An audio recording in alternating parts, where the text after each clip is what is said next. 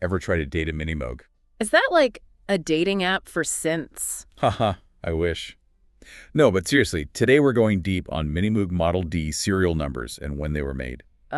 Vintage gear detective work. I'm in. So, you want to know if that Minimoog for sale is a 72 or a 78? This is how you tell.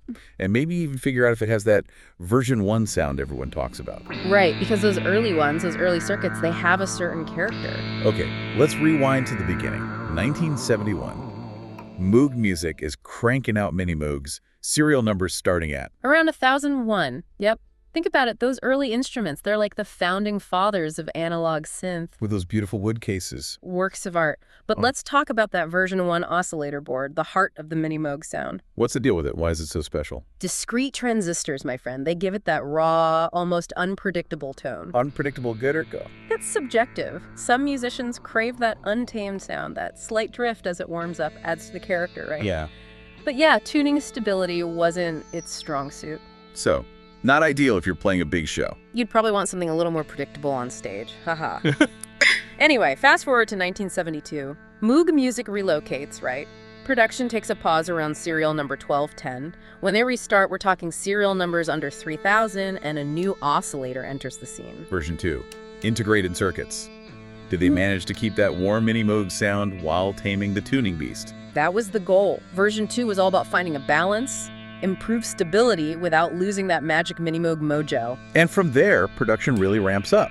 Early 70s in Williamsville, New York, serial numbers shoot up from 1001 to 6920. Think about those Minimoogs making their way out into the world, shaping the sound of music as we know it. It's mind-blowing. Imagine finding one of those early models today, like number 4759, built in March of 74.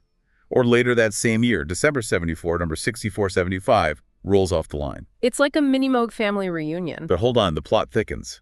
1975, another move, this time to Cheektowaga, New York. Serial numbers restart at 6921. This is where things get a little mysterious, right?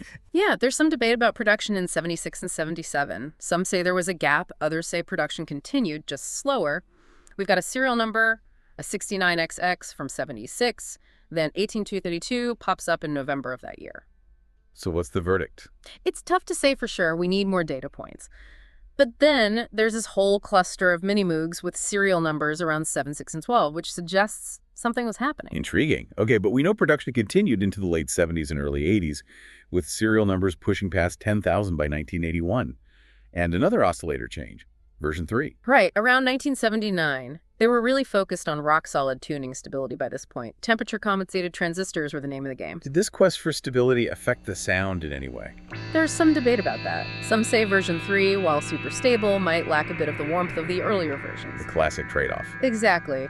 And it's interesting, even Dr. Moog himself seemed to prefer the tone of those later, more stable oscillators, particularly the ones with serial numbers above 2175. So when you're hunting for a vintage Minimoog, the serial number can tell you more than just its age. Absolutely. It's a window into its circuitry, its sound, its history.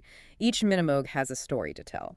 This has been an amazing deep dive. I'm already itching to find a vintage Minimoog and decode its serial number. Go for it, and tell us which year you'd pick, knowing what we know now. Let's hear it, Minimoog detectives. Hit us up on social media and tell us about your dream vintage Minimoog.